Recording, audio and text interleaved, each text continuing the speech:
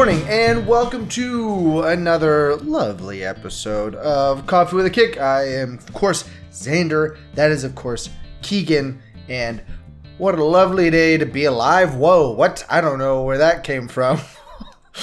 But here we are at the end of match week 10 with not a lot changing. You know, there's some movement down at the bottom of the table, but top is still pretty much where we were going into it.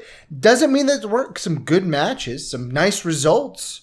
But before we get into that, why don't you go ahead and give us a like and subscribe down there in the YouTubular channel. And, you know, we got a comment on one of our recent episodes asking why we're still on that garbage heap that is X. And I'm like, boy, I don't know why that shade going on for X. We're still on there. You could follow us on there. I don't feel like I need to leave. Only 550 million of our closest friends are also on X. Yeah, and you know, those dwindling user numbers are all bots, is what I've heard from the Elon stands. So he's just fixing the bot problem. That's it. Anyway, we're still there. You can give us a follow there. You know what? I'm going to make this guy really mad. Why don't you go ahead and give us a like on Facebook? Why don't you? Huh? With all those pending lawsuits against Meta, I'm sure that they'll be doing great for a long time to come. Anyway, we'll get off of that and back into the matter at hand, which is, of course, our glorious EPL Week 10 action. Starting off with that Friday match between Crystal Palace and Tottenham Hotspur. The long and short of it is we both got it right because Tottenham did win. Yeah, this one was a better game than I expected. I'll be honest. Mm-hmm. It wasn't as free-flowing as I thought Tottenham would be.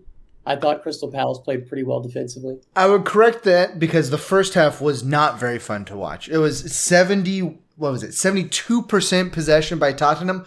However, no shots. Like, we've been talking about pointless possession. That's tough. Things did liven up there in the second half for both sides.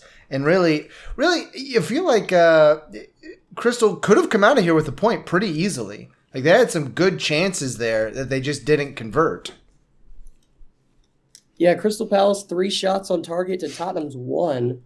And even though they didn't have a lot of possession, it was a pretty classic Crystal Palace versus a big boy game. Mm-hmm. But either way, supposedly, no other manager in the history of the Premier League has amassed 26 points in the first 30 games. First 30 points, other than the Tottenham new managers. So he's now a record breaker. So Tottenham might be a good one. Good old Postecoglou. That's his name. Ainge. I'm sure it's not Unga. It's Ainge. Oh, I'm sure it is. It's definitely not Unga. It's definitely Ainge Postecoglou. Official name on the pod. Ainge Postecoglou. We just call him Mr. Posty. Mr. Posty. I don't want to call him that because it sounds terribly close to something I would not want to see him in. And I'll let your minds run wild with what I'm talking about. I'm sure you're not right. Get your minds out of the gutter. Anyway, we both got that one right because Tottenham did win, although they didn't look unbeatable in this, for sure. Kind of like the story of the season so far. There's no out-and-out number one team so far this season. City's not playing up to what they were last season. Tottenham looks good. I mean, they're a very good side, but they're not far and away the best team. And Arsenal, as everyone expected, is doing quite well as well. But we'll get over to a side that people had hopes for that is not coming through. Chelsea drops another match, this time at Stamford Bridge to Bournemouth.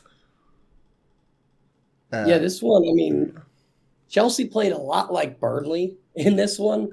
There was a ton of pointless possession, maybe a couple of quality shots, but it really felt like I was watching Burnley. They were just passing around, acted like they wanted to find the final pass, but never could. And maybe if they had someone like Christian Pulisic, they might have found that extra spark up front. But it was an awkward game for Chelsea, and ultimately Brentford capitalized when it mattered Yeah. most. Yeah, another tale of two halves, because Chelsea did they possessed, but again, like you're saying, they squandered the chances they did produce. I mean, Raheem Sterling, we think most noticeably of with that shot that he Raheem Sterling, and then Brentford gets back into it in the second half there with their two nice goals there. Well, they had the one in the 58th, and they came out real strong in the second half, got that goal in the 58th, and really then sat back trying to just solidify that victory, get the points. And they get a little bit of cherry on top there with the 90+6 by Mbeumo. But good result for Brentford. Becoming an all too typical result for Chelsea this season. You said that it was going to take them to the new year to figure things out.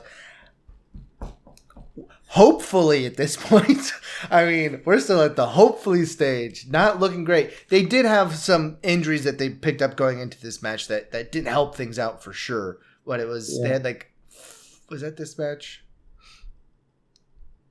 I think I'm thinking. No, yeah. They came in with 3 changes to the team from when they drew Arsenal last match day, but that was mostly because of injuries. This was a big one, though. I mean, Brentford now leapfrogs Chelsea in the table, so that was a pretty big mid-table game. Yeah, definitely big for them. I did get this one right. I thought that Chelsea would lose. You had it as a 2-2 draw, so Oh, by the way, you did have a perfect pick there on the Tottenham match. You did have that 2-1 exactly. So good job on that. And then we'll go to one that really, really got out of hand. Really got out of hand here. Arsenal 5-0 drubbing of Sheffield United with an Nketiah hat trick. Yeah, I didn't think Sheffield played horrible in the first half. I felt like they had good structure. They played pretty defensively. Obviously, the 28th minute goal, not ideal for Sheffield to let go. I didn't think they played terrible. Then in the second half, they played like Sheffield United. Yeah. It was wild. I mean, it could have been worse than 5-0. It was pretty bad in that second half, but hats off to Arsenal for converting. Yeah, it is a very, very good result for them. Boy, I'm trying to read my handwriting here. I wrote that on the wrong line, so that's why it doesn't make any sense. That should be down on the Astonvilla note. Sheffield United, 0 shots on target, which is just, you can't be doing that as a Premier League. Yeah, kind of tells you what the match was about there. It really wasn't very good. And in the hat trick itself, he had some very nice goals. He had one where he was a really nice. One of my favorite things, the hip swivel there at the top of the. Xander likes those hip movements. Get those hip swivel. It's going as crazy as my lights right now. I'm just having a rave party here, and really making up for Gabby Jesus being out. So we'll see if he can carry through that spark through to the next match. Who do they have up next? That Arsenal side? Newcastle. Hey, that's not going to be super easy. Speaking of, we'll get to them in a second. First, we gotta do this one. Bournemouth and Burnley. It did happen. Poor Burnley, starting off like, yeah, we're up 11th minute, looking so good, and then it just kind of petered out from there. Bournemouth coming back just not that long later, 22nd minute to their 11th. I think it was 22nd, right? Yeah, 22nd minute. And then most of the action was going Bournemouth's way at that point. Yeah, this one, honestly, again, kind of felt like 2 high-level championship teams going at each other. Didn't really feel like the Premier League game. But yeah, Burnley, they just cannot catch a break. They finally get an early goal, and it looks like they're going to dominate, and then they Burnley themselves. So it's on them for losing. They had the lead. Yeah, supposed to protect those when you get them. But now we'll get down to the one. My Wolves and Newcastle. And we both... you got that one right because you said Burnley was going to win. I said they were going to draw. I was mad because for a while there it was 1-1. And then it wasn't. So I got it wrong. My Wolves come out of there with a point. Come out of there. We hold down home court, get that point against Newcastle. Really gutsy point here by my Wolves coming back from down twice in the match. The big news coming out of this one, though, really, though, is Neto going down with that hammy. I have not seen how long they project him to be out, but that is... He at the time of the match, was leading the Premier League with 7 assists so far this season. And I am not looking forward to playing matches without him. Yeah, I don't know what it was, but I told you after Wolves beat City, that was going to be their spark. And since then, I don't think they've lost. I think they've gotten a point out of every match. Yeah, this is we are unbeaten in 5 now, I believe is where we are. Which I'll take every day out of the week. Yeah, very wet though. The conditions were rather miserable, I must say. Not great looking there, but very good result for my Wolves. And that wraps up our Saturday action. We then move on to Sunday. Starting off with, oh, what a wonderful match here. West Ham and Everton. You know, I said I always think West Ham is better than they are. That's going to be tough to do now. That's going to be tough to do because I do not think West Ham is very good at all at this point. They're a team that, beat Aston Villa, I think 3-1. They beat another good quality team. Then they lose to Everton 1-0 and never really challenged a goal. No. This was really weird. I don't know West Ham. I don't think they know who they want to be. I really don't. Whereas Everton is kind of on the opposite end of the spectrum. This is a sudden resurgence from them. Now that West Ham's on 3 straight losses across all competitions at this point. And now Everton is what are they up to? I think this was I lost my line there. But it was a good result for them. I mean, it wasn't a great match to watch. But, if you're from Everton, you're happy about it. Yeah, Everton have won 3 of the last 5. There it is. The other 2 were losses, but 9 points out of 15 is really good for an Everton side. Especially when they were going into that stretch with having 1 point previously. Now they're up at 10 points. So flipping around your season that fast is a welcome relief. Considering we have one team, I'm looking at you guys out there, Sheffield, still on a single point so far this season.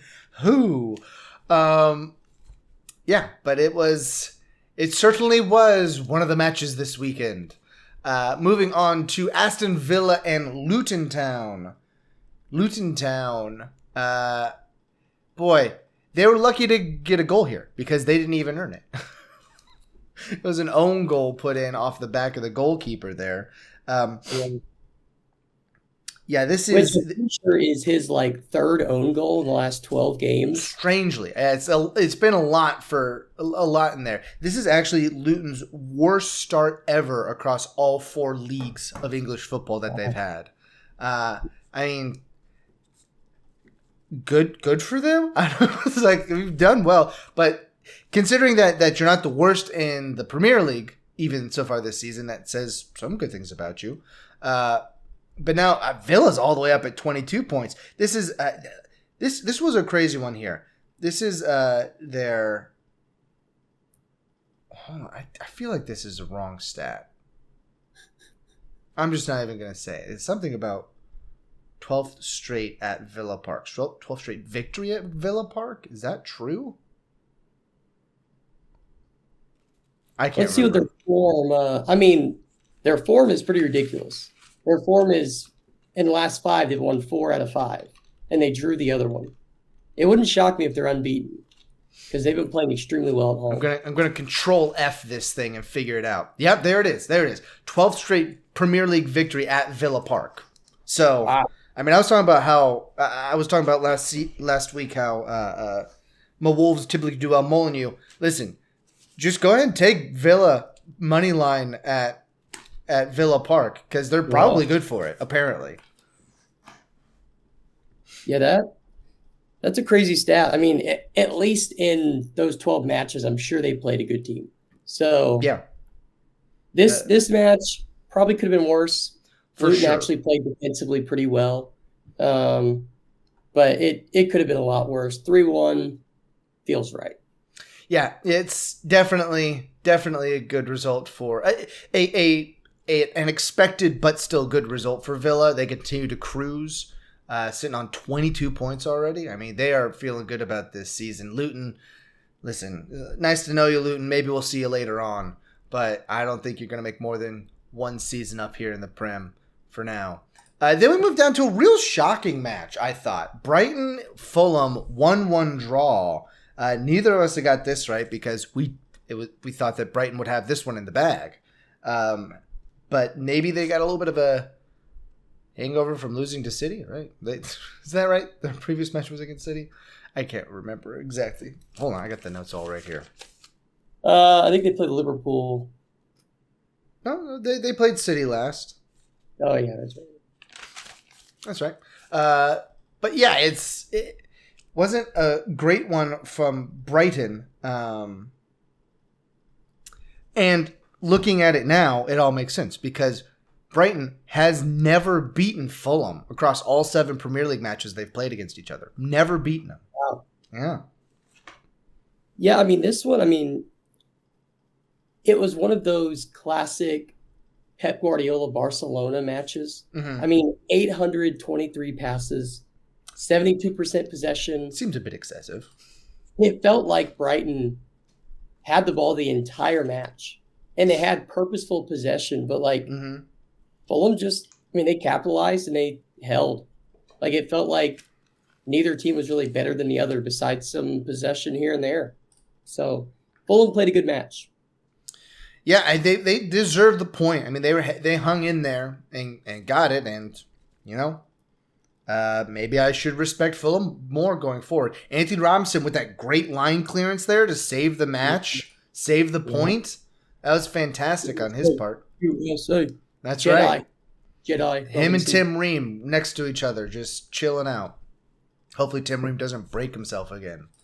Anyway, that finishes up this one. And then we get to... I should have just... by the way, we both missed the Everton one. We both missed this one. We both got the Villa one. Nice. We both missed my Wolves because I thought they would lose. You thought they would win, and they ended up drawing. Moving on to the match, I should have just picked straight up. I picked Nottingham Forest to win, but Liverpool, I guess they figured it out.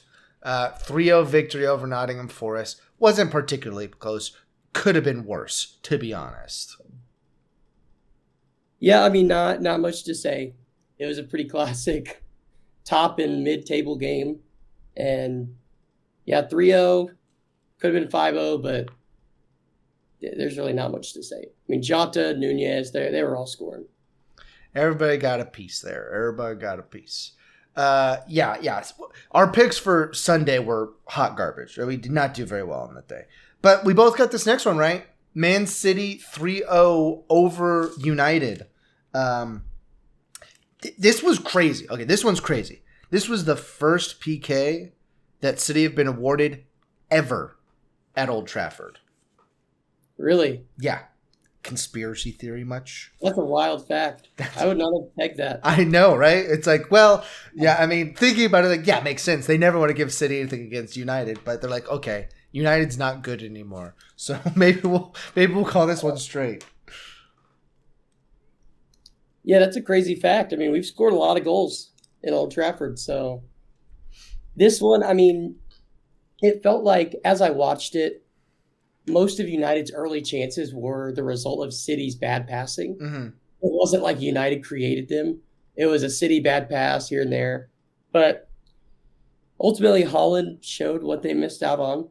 And then, his second goal, he's unmarked at the back. Yeah. There is no one around him. You can't leave him unmarked. He's going to score. And then Foden had a great goal at the end. So it felt like 3-0. Second half, City played well enough. It could have been worse. But yeah. I'm still shocked that Ten Hag is their manager. Yeah, and it barely even felt like a rivalry match, to be honest. Like, it was truly just City did outclass United throughout essentially the whole evening. And, taking full points away, keeping up there, keeping pace with Tottenham. As strange as that is to say, I think this is like the latest that Tottenham ever led the Premier League in a season or something like that. No. Or most point, it's something like the earliest that they've done something. I can't remember. Did I write it down? I will say this is the first City United match in a while where they've gotten into a fight. So that made me feel better. At least there's something. Well, United have to give the fans something to not, walk out mid-match for. Still, they probably did, but yeah, in the end, we had a fine week of picks. Both ended up 5-5. You got a one perfect pick. I didn't get any this week. I was off my game. But I think that we are starting to get a good shakeout of what to expect for the season. Some good matches coming up here shortly, but we will get to those later this week when we break down match week 11 coming up later this week. So tune in for that. And that is the week that was match day 10. Any other points of emphasis that you want to hit before we get out of here? No, it was a pretty straight up week. Some results were shocking. Some were great. Some 3-0 results at least were pretty great. So, yep, sure enough. All right. Well, as we say back in the home country, why don't you go ahead and grab some coffee, watch some soccer, and we'll see you on Friday on Goal.